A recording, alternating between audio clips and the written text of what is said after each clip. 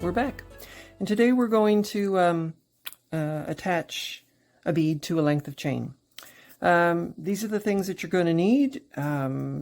Cutters, chain nose pliers, round nose pliers, some sandpaper, pro polish pads for cleanup, and you're going to need a length of chain. Now I chose chain with soldered links just for the purpose of demonstration. I've got a head pin and I've got a 4mm ocean jasper bead. So first thing you need to do is thread your bead onto your head pin, and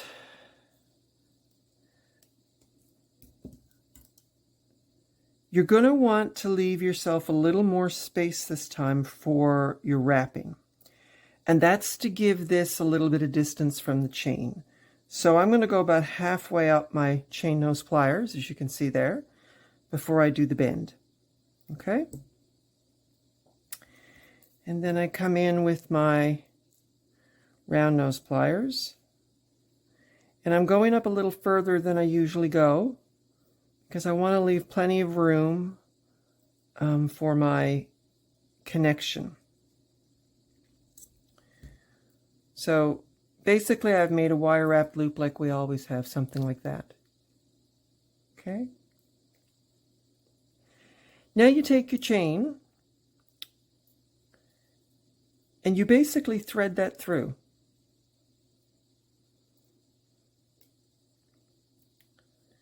As you can see now, a loop from the chain is right in around the loop that we're going to wrap in just a second. Okay? Once you've got that done, you hold your loop like you always would, and you start to wrap. Now I've exaggerated this time just to make it a little easier to see, because in truth, if you look closely at the pictures that I've posted on this video of finished items, I rarely wrap this much. I usually have enough space for 2 or 3 wraps, and that's it. But for the purposes of this video, I wanted you to be able to see clearly, so you cut off like you normally would. You need to go back in now and straighten that up. And now you have a wire wrap loop attached to a piece of chain right into the link. Now I go in with my sandpaper in a second and just look for tool marks, because there will be tool marks around here, as I've pointed out previously.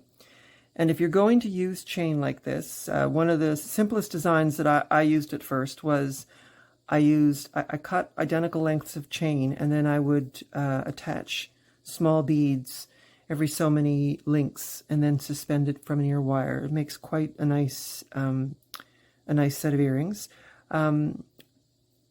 You can also embellish a length of chain with dangles like this, and all of a sudden you've got a bracelet. And there's some pictures in the video that show examples of that as well. But anyway, there's really nothing more to it than that.